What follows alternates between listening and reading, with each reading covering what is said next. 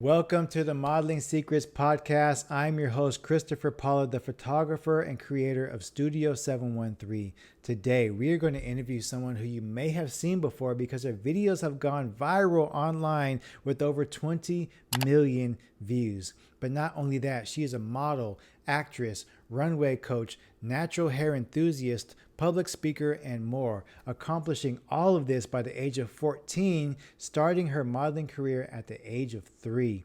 We are going to talk about how she did it, what she does to separate herself in the industry while dealing with racism and discrimination, and her goals to inspire more Black and brown models in the industry. But let me not take too much away from her because she's perfectly capable of speaking for herself. Please welcome to the show, Celai West. She is not even a teenager, and she's already walked the runways at New York and LA Fashion Week. I don't need to straighten my hair to be pretty. I don't need to straighten my hair to be pretty. I don't need to straighten my hair to be pretty. I want to tell little girls that have my type of hair that it's beautiful and you don't have to listen to what other people say. All right, welcome to the show, Celai West. I'm really excited to speak with you today, so thank you for being here. You're one of the youngest models that I've interviewed so far and one of the youngest in the industry that's really doing it right now. But for those that don't know you yet, give us a little bit about yourself, how you got started, and some of your accomplishments. Yes, so hi. Thank you so much for having me. I really appreciate it. So yes, my name is Celai West. I'm 14 years old and I became the youngest professional runway model to walk amongst all adults in New York Fashion Week at 10 years old. And I'm also a model, runway coach, actress, author, environmentalist, public speaker, texture activist, social activist, CEO of my own t-shirt company, Chatty Chick, and CEO of my own academy, Celai Academy. And also you did ask how I got into modeling. So I did get into modeling when I was 3 years old, or technically three. I was at a photo shoot, not a photo shoot. I was at a skating rink with the guy. Wait, I'm sorry. Okay, sorry. Okay, I was at a skating rink with my family, and this guy comes up to me and he was like, "Oh my gosh, I want to shoot you." And I was like, "Wait, what?" Because we didn't know what shoot he meant, and so we figured out, oh, okay, he's a photographer. So I ended up doing the shoot, and I'm like, "Oh my gosh, this is like the best thing ever." But I was again three, so I couldn't necessarily communicate that with my mother. Then at 4, I got my first modeling contract, but I still wasn't really able to communicate that I wanted to do modeling to my mom. So then at 5, I was finally able to tell her that, I really want to do modeling. And so that's when I got signed with my first modeling agency. Most of the people watching this right now, they've already seen you through your viral video with over 20 million views of you being the youngest model to walk in New York Fashion Week, which is such a great accomplishment. Tell us, how did that happen for you and just really how did it make you feel? So yes, I became the youngest professional runway model at 10 at New York Fashion Week. And so it basically started, I was at I think a runway show in Palm Springs, and the designer that I walked for in New York was like, "Hey, I actually really want you to walk for me." And I was like, "Whoa, wait," because when I first went to New York Fashion Week at 8, he was one of the 3 designers that I said that I would, really like to walk for like when I'm older. And I didn't necessarily think that I would walk for him like when I'm 10. And I said that I wanted to walk for him like 2 years ago. So it was definitely a really big accomplishment. I remember being there, and I was definitely, really scared because it was my first time walking for him, and I was closing the opening show for New York Fashion Week. So it was definitely a lot to, worry about. But I think I definitely was able to, do a good job and push through.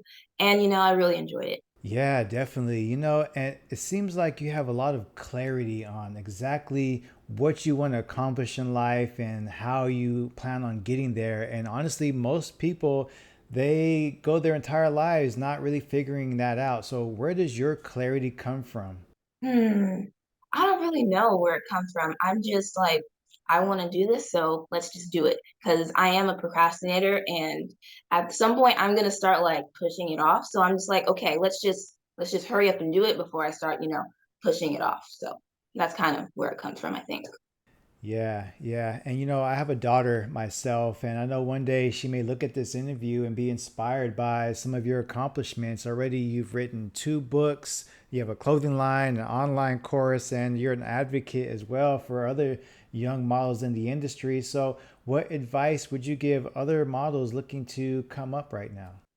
Yes, I am. I know that for girls, that look like me, brown and black girls, the industry is definitely a very hard place to get into, and you're Mhm. not necessarily as accepted in the industry as some other models are, I guess.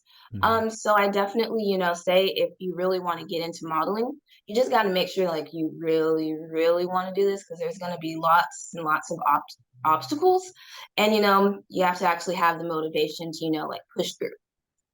Another thing that I really respect about you, Soleil, is that you're also an advocate for natural hair for black and brown women and children in the industry. It's honestly really appalling that we're going into 2023 and still having to deal with racism and discrimination. So I know you've had some of those experiences. So, what are some of those things that you had to deal with, and really, how did it make you feel? So yes, when I would, walk on set, the hairstylists, they would look at me and they'd kind of like sigh in a way, and it kind of let me know like they don't really want to, do my hair. And then they'd start, doing like really weird things to my hair, like stuff that doesn't really make sense, I guess. And or because, well, they don't know how to do my hair. So it made me realize like, hey, like there's probably other girls that are going through this and they could start, feeling really bad about their hair. So that's kind of the reason why I started to do more, or being into, texture activist stuff. Because, I want to let little girls or girls that look like me know that, your hair is beautiful the way it is. And I'm also, pushing for more texture diversity in the media and pushing for better training for the hairstylist. So when you are backstage and you're getting ready for a photo shoot or a runway show and the hairstylist doesn't know how to handle your hair, what do you do in that situation? Does someone else take over or do you give them proper instruction to let them know how to take care of it? So usually, I don't really experience, the stuff with my hair like in runway, especially for adults runway, because my mom always does my hair. But especially for photo shoots, sometimes my mom will ask. But there's nothing that I can necessarily do about it. I'm just gonna have to, walk on set and, get those photos done with.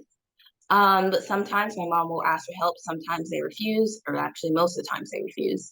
Um, Maybe sometimes they did, say, yeah, I do need some help, but I highly doubt that. I've definitely gotten a lot of it, especially when it comes to my runway videos, because most of my runway videos it includes my age, and them thinking like, hey, you're 10 walking with adults, like there's probably like something going on backstage or something, and definitely is a lot of racist comments, like when I had my very first viral video, the one in like the long orange dress, they were saying like me being too dark and like my hair was ugly and all Wow. that stuff. Yeah. And I'm sorry that you have had to deal with that already, especially at such a young age. And I can tell you myself, I think your hair is amazing. It's beautiful just the way it is. And honestly, it's an honor to see someone who's willing to stand up for themselves and be their true self on and offline, saying, hey, this is who I am and this is who I'm going to be. So, with that being said, I know you also have courses on building confidence for other young models and women, and what are some of the things that you teach them and what are the steps that someone can take to grow their level of confidence and get rid of some of those insecurities? Yes. So I think that my confidence course is more of like, general thing, like for everyone. So I do talk about, goal setting and, how to deal with rejection, because I do know like these are kids my age watching these videos. Mhm. And, we tend, take things or rejection a little bit more personal. So I definitely will be talking about that. And, I'll be giving you giving them some like exercise to, help them get to know themselves a little bit better. So yeah. What are some of the affirmations that you use to bring confidence to yourself and others? Some of the affirmations. I would say, for me personally, I'd say, I am beautiful. You are amazing. I think that I say more of like when I'm about to like do something, like more of like, you got this, you practice for this, you deserve to be here. That's the more of the type of affirmations that I personally say.